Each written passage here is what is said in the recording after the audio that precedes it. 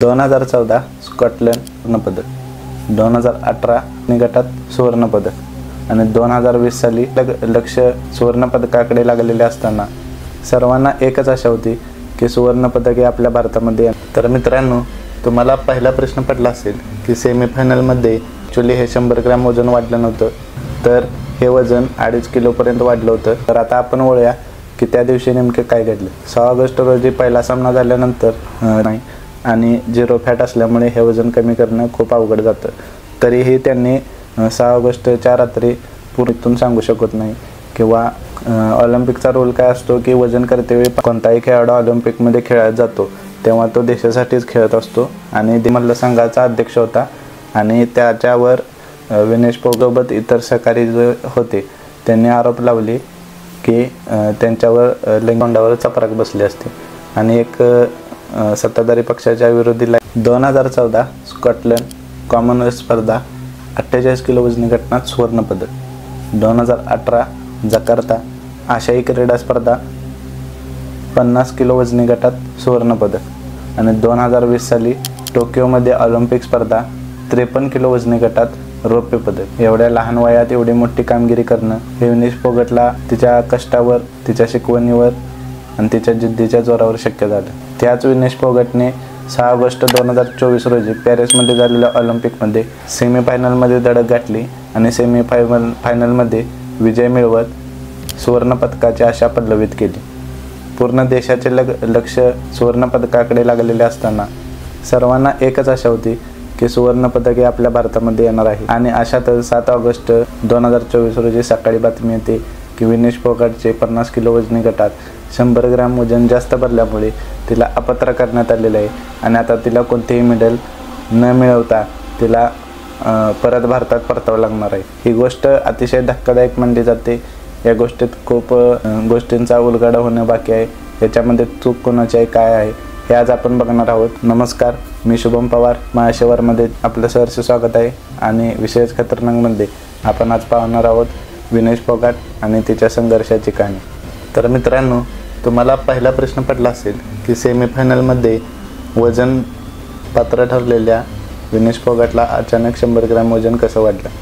Actually हे 100 gram वजन वाढलं नव्हतं, तर हे वजन 2.5 किलोपर्यंत वाढलं होतं आणि ते कमी करताना त्याच्यामध्ये तिने खूप मेहनत घेऊनसुद्धा 100 ग्रॅम वजन शेवटी हे जास्त राहिलं आणि त्यामुळे ती अपात्र ठरली. तर याच्यामागे नेमकी कारणं काय होती ते आपण पहिल्यांदा बघूया. मुळात 6 ऑगस्ट रोजी तिचे 3 सामने होते. त्याच्या आधी आपण प्रथम खेळाडू आपले वजनी गट सोडून कमी वजनी गटात का भाग घेतात हे पण आपण पाहूया. तिचा मूळचा मागच्या वेळी टोकियोमध्ये ज्यावेळी ती खेळली त्यावेळी तिने 53 किलो वजनी गटात खेळली होती. असं असताना सुद्धा तिने 50 किलो वजनी गटात खेळण्याचा निर्णय का घेतला हा सुद्धा प्रश्न आपल्याला पडला असेल. तर काही वेळेला काय होतं की 53 किलो वजनी गटात सगळेच खेळाडू खूप उच्च प्रतीचे असल्या प्लेयर काय करतात की 2-3 किलो वजन कमी करून नेण्याचा प्रयत्न करून लहान वजनी गटात खेळण्याचा प्रयत्न करतात. त्यामध्ये हाच प्रॉब्लेम होतो की वजन मेंटेन ठेवणं अतिशय अवघड जातं, कारण खेळाडूमध्ये मुळातच 0 फॅट असते आणि थोडं तुम्ही जरी काय खाल्लं तर वजन तुमचं 1-2 किलोने वाढत असतं. त्यामुळे ते वजन मेंटेन ठेवणं हे सोपी गोष्ट नसते. हाच फटका हा विनेश फोगाटला बसल्याचं इथं दिसून आलेलं. तर आता आपण वळूया की त्या दिवशी नेमके काय घडले. 6 ऑगस्ट रोजी पहिला सामना झाल्यानंतर तिने थोडा डाएट घेतला, कारण कुस्ती अशी गोष्ट आहे की त्याच्यामध्ये पूर्ण कस लागतो आणि शरीर थकून जातं, त्यामुळे थोडा डाएट घ्यावाच लागतो. त्यानंतर दुसऱ्या मॅच नंतरसुद्धा तिने थोडा डाएट घेतला होता आणि तिसऱ्या मॅच नंतरसुद्धा थोडा डाएट घेतला होता. पण त्यांची जी सपोर्टिंग टीम होती किंवा कोच असतील यांच्या अंदाजानुसार कमीत कमी 1-1.5 किलो ते 2 किलो वजन वाढायला पाहिजे होतं, पण ते असं न होता तिचं वजन हे 2.5 किलोच्या आसपास वाढलेलं होतं. त्यामुळे हे वजन कमी करणं ही थोडी अशक्य गोष्ट असते, कारण एकतर विनेश फोगाटची बॉडी स्ट्रक्चर असं आहे की तिचं वजन कमी करणं म्हणजे एकतर पाण्याचं डिहायड्रेशन करूनच ते वजन कमी करावं लागतं आणि तेवढं ते कवर होत नाही आणि 0 फॅट असल्यामुळे हे वजन कमी करणं खूप अवघड जातं. तरीही त्यांनी 6 ऑगस्टच्या रात्री पूर्ण रात्र जागून कसरत करून, मेहनत करून, सायकलिंग करून, वेगवेगळे उपाय करून, एवढेच नाही तर तिचे केससुद्धा कापले गेले. 7 ऑगस्टच्या फायनलच्या राऊंडवेळी तिचे वजन हे 100 ग्रॅम भरले आणि तिला अपात्र घोषित केले. आता ऑलिम्पिकचे नियम काय सांगतात? ऑलिम्पिकचे नियम सांगतात की तुम्ही जर अपात्र ठरला तर तुम्हाला बाद केलं जातं. हे तर जग जाहीर आहे. बाद केल्यानंतर तुम्हाला जे मेडल मिळणार होतं ते सुद्धा तुम्हाला नाकारलं जातं. कारण अपात्र झाल्यानंतर तुम्हाला त्या टेबलमध्ये सर्वात शेवट स्थान दिलं जातं आणि इतर खेळाडूंना खेळण्याची संधी दिली जाते. मग आपण म्हणू शकतो की आपल्या मनात परत प्रश्न येतो की 100 ग्रॅम वजन अजून केस कापले असते किंवा अजून काय झालं असतं तर कमी करता आलं असतं का?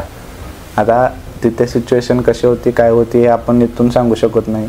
किंवा ऑलिम्पिकचा रूल काय असतो की वजन करतेवेळी 15 मिनिट तुमच्याजवळ असतात. त्या 15 मिनिटात तुम्ही किती वेळाही काट्यावर येऊ जाऊ शकता आणि वजन देऊ शकता. आणि त्या 15 मिनिटात हे 100 ग्रॅम कमी करणं शक्य होतं का, हे एक प्रश्नचिन्ह आहे. आणि स्टाफ कमिटीवर यावरूनच प्रश्न विचारले जात आहेत आणि शंका व्यक्त केली जात आहे. ह्या झाल्या तांत्रिक बाबी. यानंतर काय घडलं? विनेश फोगाटला मेंटली अनकॉन्शियस फील होण्यास सुरुवात झाली आणि तिला हॉस्पिटलाइज करण्यात आलं. तिथल्या हॉस्पिटलमध्ये तिला भरती करण्यात आलं. आता तिची प्रकृती व्यवस्थित आहे आणि ती एवढी डिप्रेस्ड आणि नैराश्य झाली या गोष्टीतून. एकतर तिचा लढा काय होता ते सुद्धा आपण पुढच्या पॉईंटमध्ये बघणार आहोत.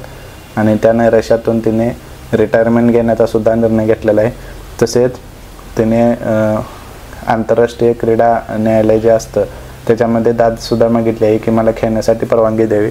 आणि लेटेस्ट अपडेटनुसार तिला परवानगी मिळालेली नाही, पण रौप्य पदक मिळावं म्हणजे संयुक्त रौप्य पदक मिळावं अशी तिने याचिका दाखल केलेली आहे. आणि त्याच्यावर आज 9 तारीख आहे, 9 ऑगस्ट 2024 रोजी सुनावणी आहे. हे सुनावणी लांबण्याची पण शक्यता असते.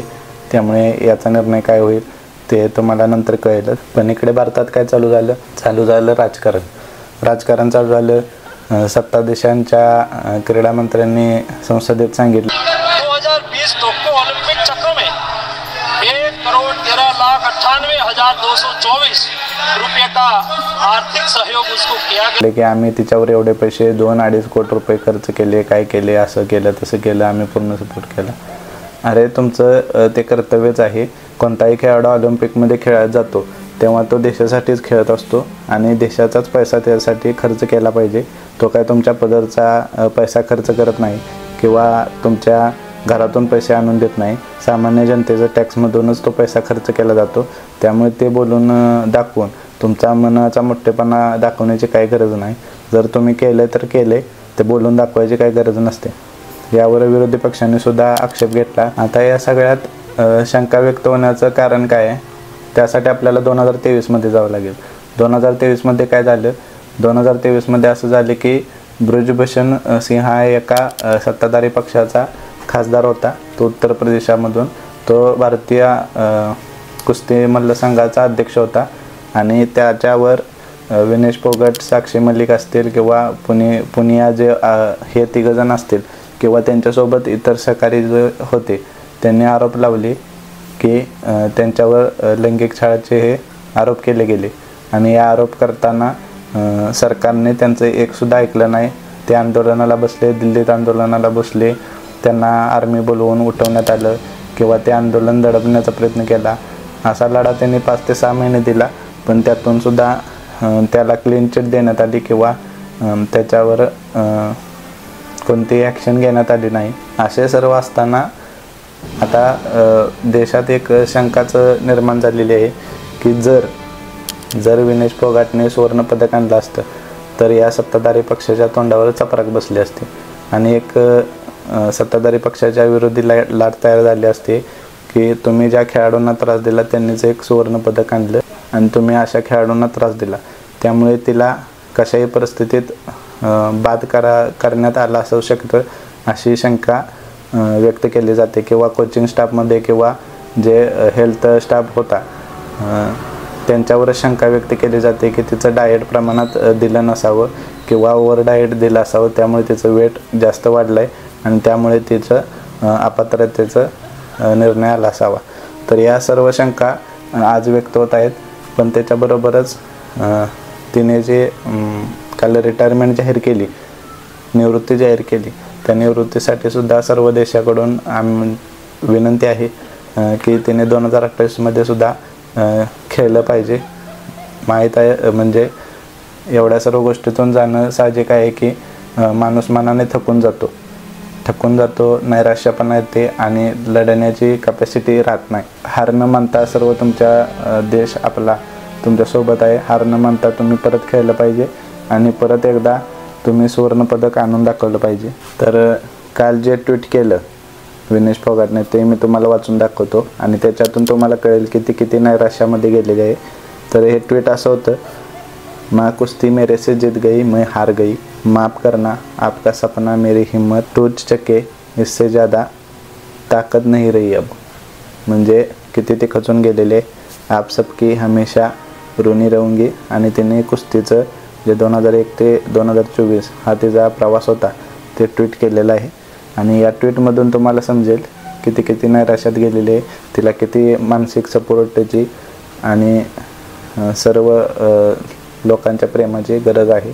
पण एखादी महिला खेळाडू, आता तिच्या घरचं बघितलं तर तिच्या बहिणी असतील किंवा ती असेल, यांनी देशाचं नाव एका उंचीवर नेऊन ठेवलेलं आहे. ऑलिम्पिकमध्ये असेल किंवा आशियाई गेममध्ये असेल किंवा कॉमनवेल्थ गेममध्ये असेल, सुवर्णपदकं मिळवत, रौप्य पदकं मिळवत, अनेक मेडल मिळवत त्यांनी एका आपल्या देशाचं नाव हे वेगळ्या उंचीवर नेऊन ठेवलेलं आहे. आणि अशा व्यक्तींना जर आपल्या सरकारकडून त्रास होत असेल किंवा अशा गोष्टींना सामोरं जात असेल तर ही फार दुर्दैवाची बाब आहे. आणि नक्कीच विनेश फोगाट, तुम्ही येणाऱ्या महिला खेळाडूंसाठी किंवा सर्वच ऑलिम्पिक खेळाडूंसाठी नक्की एक प्रेरणा आणि मजबूत आदर्श म्हणून तुम्ही सर्वांसमोर असाल आणि तुम्ही पुन्हा एकदा 2028मध्ये नक्कीच खेळाल अशा व्यक्त करतो आणि थांबतो. जय हिंद.